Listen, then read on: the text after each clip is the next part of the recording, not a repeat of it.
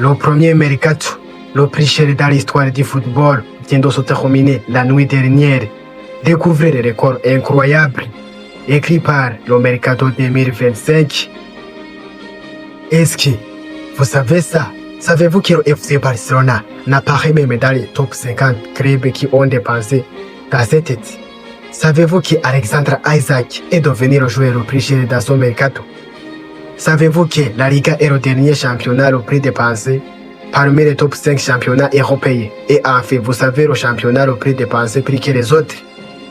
Toutes ces infos et bien d'autres, on va les découvrir ensemble. Pour ceux qui ne sont pas abonnés, abonne-toi à Neo Official 11. Uno, dos, vámonos. Le mercato de l'été 2025 vient d'effacer tous les records de tous les mercatos qui ont passé. Cet mercato de l'été 2025, il était le premier qui a utilisé beaucoup d'argent avec un montant de 6,2 milliards d'euros. Et le deuxième, c'est le mercato de l'été 2023 avec un montant de 6 milliards d'euros. Et le troisième, c'est le mercato de l'été 2022 avec un montant de 5,2 milliards d'euros. Et le quatrième, c'est le mercato de l'été 2024 avec un montant de 4,8 milliards d'euros. Jamais le football n'avait connu pareille euphorie. Le transfert qui a marqué le dernier jour, la nuit dernière. Voici les plus gros mouvements de la dernière jour. Alexandre Isaac, il a quitté Newcastle vers Liverpool sur un montant de 145 millions d'euros. Ederson Moraes, il a quitté Manchester City, il a signé à Fenerbahçe sur un montant de 14 millions d'euros. Brian Bobey, il a quitté Ajax Amsterdam, il a signé à Sunderland sur un montant de 20 millions d'euros. Loïs Openda, il a quitté Leipzig, signé à Juventus de Turin sur un montant de 40 millions d'euros.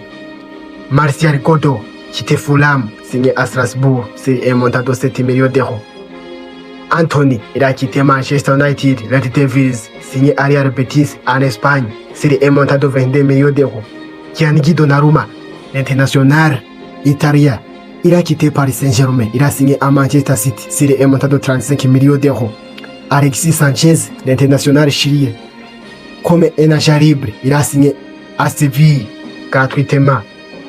Jadon Sancho, il a quitté Manchester United, il a signé à Aston Villa comme un prêt. Landar Koromouane, l'international français, il a quitté Paris Saint-Germain, a signé à Tottenham Hotspur comme un prêt. Harvey Elliott, il a quitté Liverpool, a signé à Aston Villa sur un montant de 40 millions d'euros.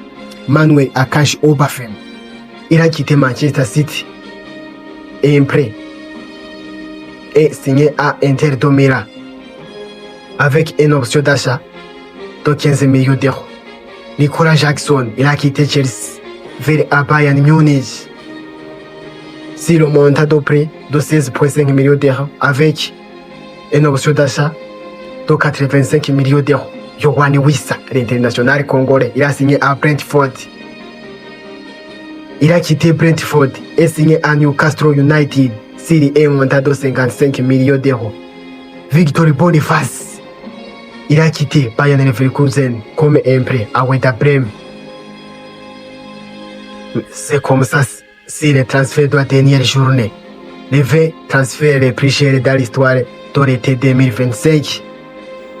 C'est Alexandre Isaac qui occupe la première place, qui a signé à Liverpool sur un montant de 55 millions d'euros. Florian Wirtz, Liverpool même, sur un montant de 125 millions d'euros. Hugo Ekitike, il a signé à Liverpool sur un montant de 95 millions d'euros.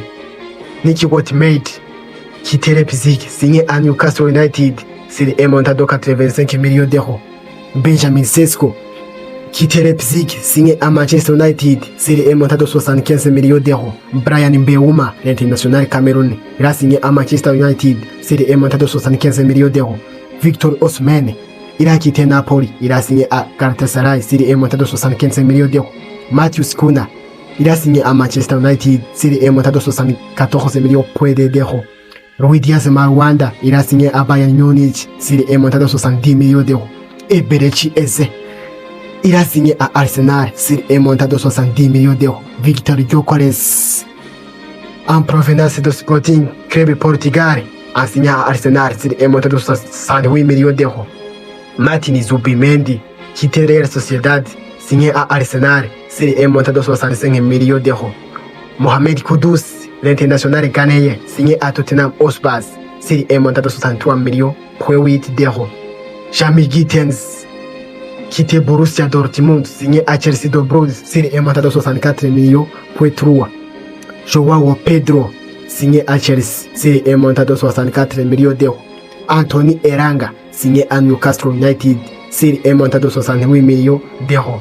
Dini Hussein, signé à Real Madrid en provenance de Bournemouth sur un montant de 60 millions. Tijani Lindas, signé à Manchester City sur un montant de 55 millions d'euros.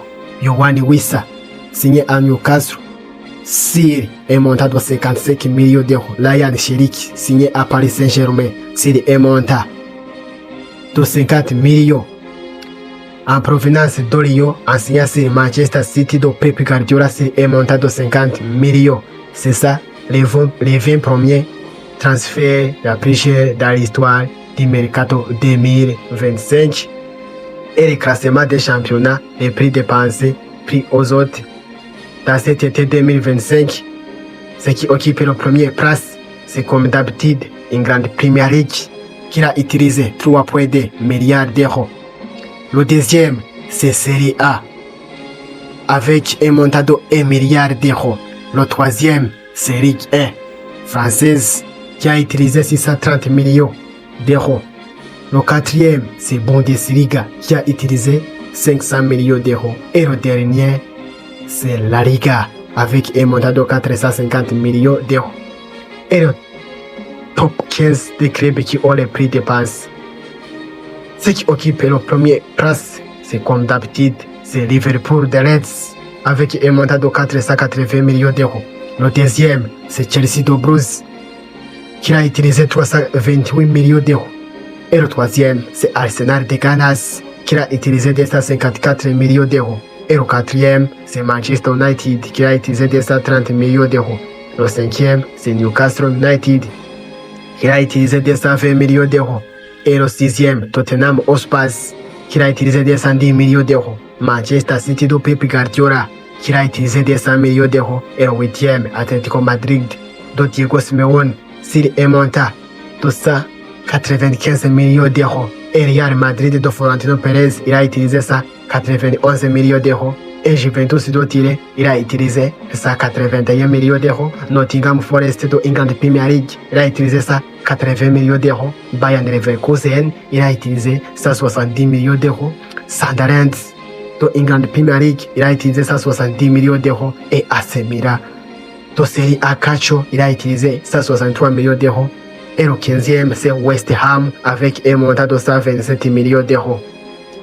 C'est ça, les premières équipes qui ont utilisé beaucoup d'argent dans ce mercato 2025. Et pour les autres équipes comme Barcelona, il a utilisé 27 millions d'euros seulement. Paris Saint-Germain, 118 millions d'euros. Et Bayern Munich, 88 millions d'euros. C'est ça, le transfert en général. C'est vous qui va gagner une grande Premier League, la première championnat qui ont pu dépenser dans ce mercato 2025. Et surtout, qui va remporter la Ligue des Champions cette saison. On se retrouvera en commentaire. N'oubliez pas de vous abonner à Newa Official Horns pour ne rien rater. This is Full Time News.